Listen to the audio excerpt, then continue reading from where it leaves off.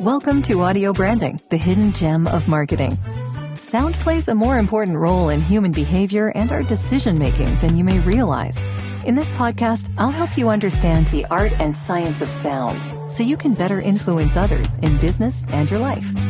I'm your host, Jodi Krangle. Let's delve a little deeper.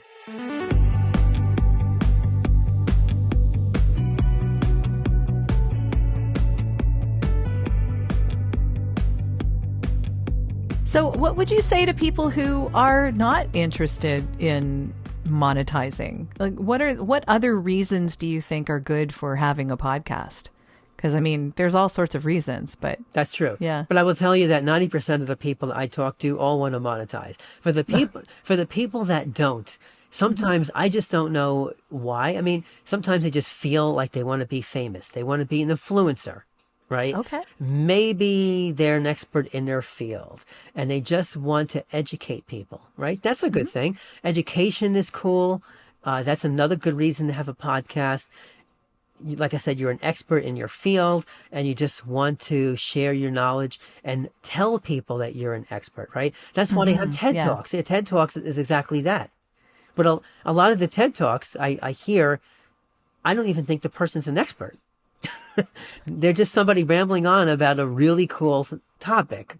But then you listen to that person, you're like, but what is the expertise of that speaker, right? But if they have a podcast, they can probably establish that too. So yeah, education, expertise, just sometimes people just want to have fun and they want to laugh. They're fun. Yeah. They're funny. They're a comedian, but they can't break into stand-up comedy. So they have a podcast. Sure. Why not? Yeah. And sort of going on from there, what suggestions do you have for people who are just getting into podcasting right now? The biggest suggestion I have is have fun. That's a good suggestion. Yeah. I mean, I seen your videos and I hear a lot of your episodes and I could tell right away, Jodi, you do have fun. You laugh. You're laughing right now. You're smiling. I mean, you're obviously having fun. And I obviously don't want to be on the podcast with somebody that has a very straight face and has a monotone voice and is not laughing. I think it depends on what the topic is. Oh, yeah, definitely. Absolutely. Yeah. But I mean, honestly, everybody I talk to in general thinks that podcasts are boring, right? Why are they boring? Well, I always say, okay, let me know what the episode is. And then I hear the episode and the podcaster is very, very dreary, right? Very, very monotone. They don't have that joy. They don't laugh. And yeah, I can see why people think that podcasts are boring. But you know what? When you listen to people laughing and having a good time, you laugh with them. You have a good time. And maybe you might just give them some money. I mean... Yeah. Who knows? Yeah. Who knows? It's a lot of fun. That's what I tell people. Yeah. Well, that's a good encouraging note to tell them. Yeah. I think that people need to know that. Yeah. I think a lot of people these days are a little worried about starting it now because they think maybe it's all passed them by already and it's too saturated and they, shouldn't bother. I don't know. I mean, I think that everyone deserves to have a voice and I agree. They should get themselves out there and just talk about something they're passionate about. Yeah. And yeah, one of the things that I've seen a lot of people make a mistake about is starting something, and I'm just as guilty of this as anyone, starting something that you weren't as passionate about because you thought you should. Right. And then that goes nowhere. I had a podcast before this one that was only 30 episodes, I think. I mean, it was still over 7, but I made it past the usual drop off. That's but good. Yeah, but yeah, it wasn't going anywhere because it wasn't really my passion. So yeah. What was it, if you don't mind me asking? It was called Jodi's Silver Linings, and it was just a little popular wisdom kind of thing because I'm a little older and I've seen a few things and, just talking a little bit about how you don't need to take photos of everything. You could actually just experience the moment or you don't have to be productive every second of the day. You could actually relax so that you're better later. Yeah, that's a good point. These kind of little things, right? But what happened for me was that I started getting asked to be a life coach. Oh, that's cool. Well, because, and you probably have experienced this too, when you have a podcast, people assume that you are an expert in whatever you're talking about on the podcast, right? Yeah. So I was just talking about regular everyday stuff, and people thought maybe I was an expert in that regular everyday stuff. Hey. But that was not where I wanted to take things. So I understood at that point that I was heading down the wrong road. Yeah. I mean, have you had a podcast before the one that you started, or it's always been the same one? No, like I said before, I had the Fresh Music series. Mm-hmm. So I was promoting local artists and things. I mean, that's kind of cool. But now, just running the podcast network, it's just more, it's more of a purpose for me to actually educate people in podcasting. So that's what I did. I mean, I figured there are so many music podcasts out there that is very competitive, right?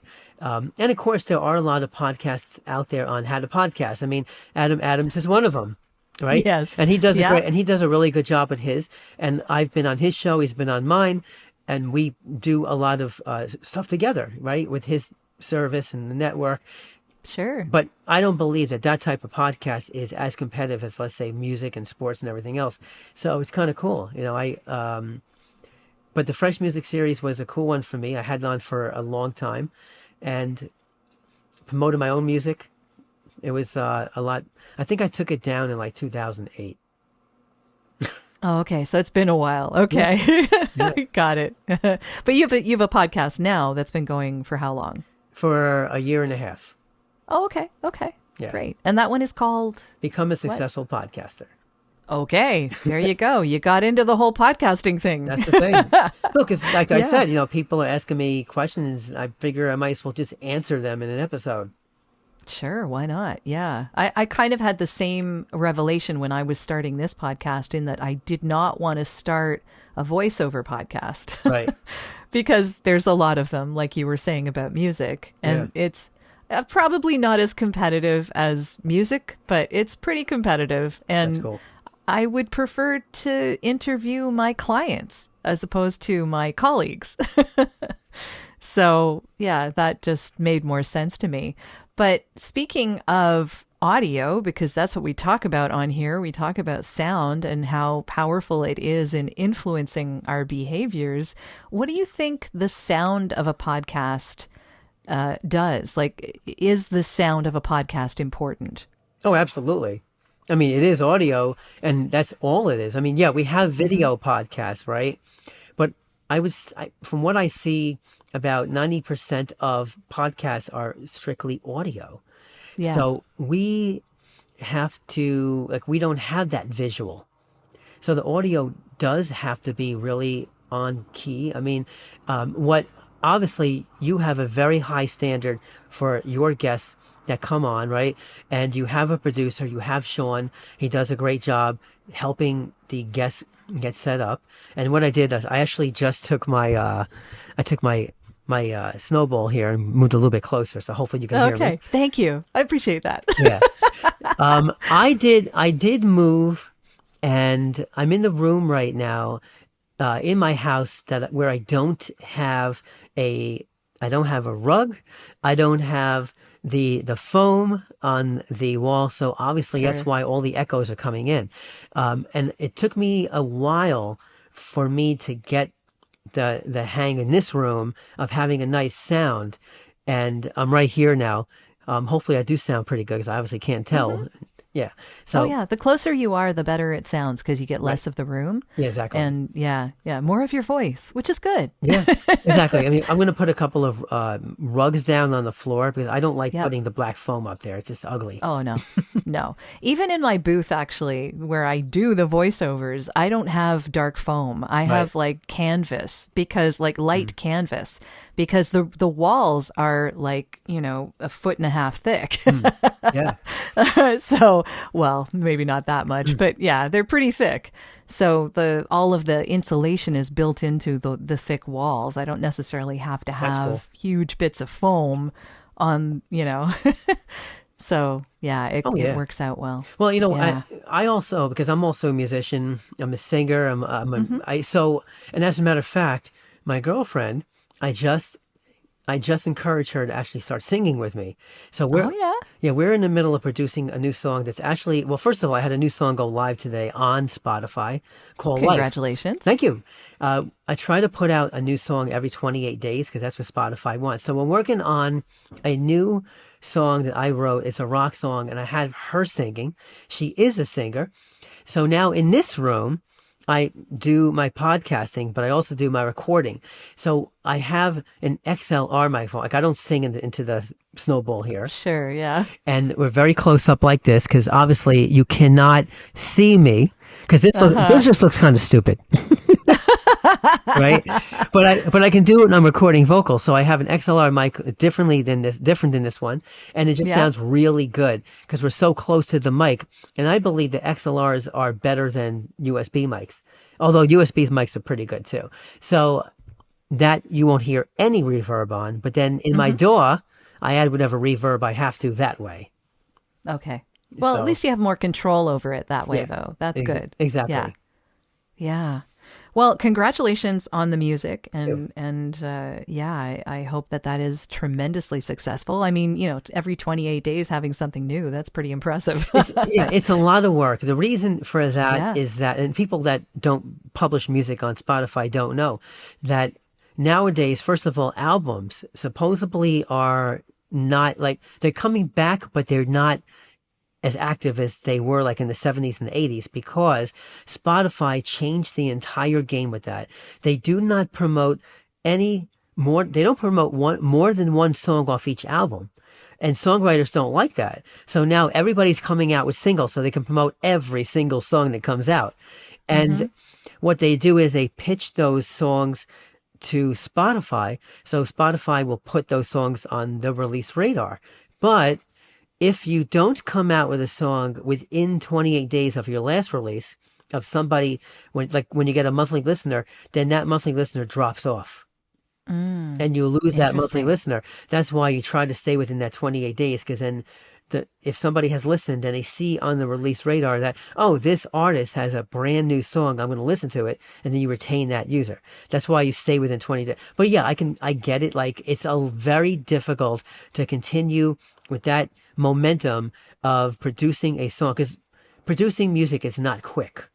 No. Right? So I know me, like myself, as soon as I publish a new song, I'm already published. Like I'm basically working on the next one.